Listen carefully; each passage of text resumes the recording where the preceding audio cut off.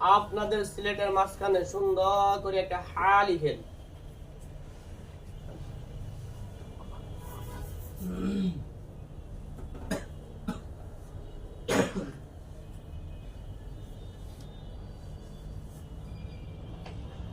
সকলে করে দেখেন, উপরে এইভাবে একটা নকটা দেন, স্লেট উল্টিয়ে রাখেন।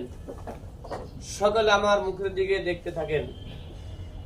খ খ খ খ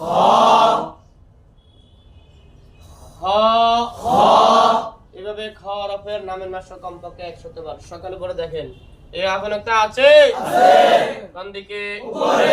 কোন একটা? খর উপর এক নকতা, খর উপর এক নকতা, খর উপর এক নকতা, খর উপর এক নকতা, খর উপর এক নকতা, খর উপর এক নকতা। আপনাদের সিলেট হাতে নেন, হাতে ধরে পড়বেন।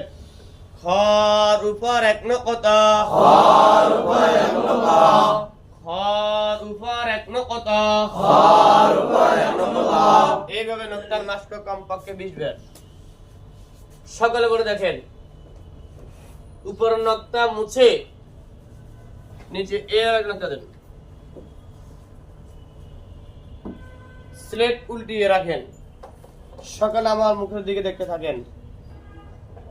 Gym gym gym gym gym. এইভাবে জিম হরফের নামের মাত্রা কমপক্ষে 100 বার। সকলে করে দেখেন, এই হরফের নকতা আছে আছে কোন দিকে? নিচে। কোন নকতা? এক নকতা। জিমের নিচে এক নকতা, জিমের নিচে এক নকতা, জিমের নিচে এক নকতা, জিমের নিচে এক নকতা। আপনাদের সিলেট হাতে নেন, হাতে ধরে পড়বেন। জিমের নিচে এক নকতা, জিমের নিচে এক নকতা, জিমের নিচে এক নকতা, জিমের নিচে এক নকতা। এইভাবে নকতার মাত্রা কমপক্ষে 20 বার।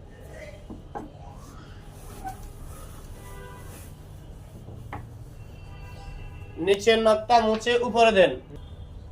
দেখান, নাম বলেন। খ। উপরের নকতা মুছে নিচে দেন।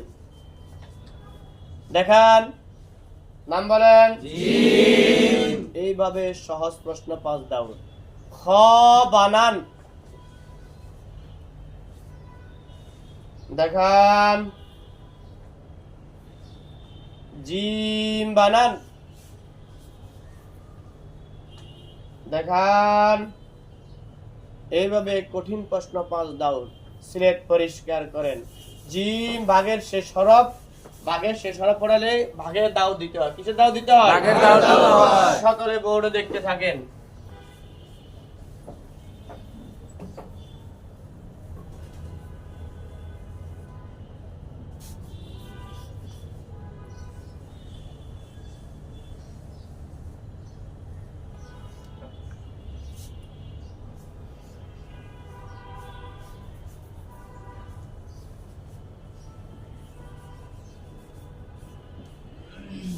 বলেন। হা খ জিম খ জিম হা হা খ জিম। দাঁড়ান। খ হা জিম জিম হা খ। বসেন।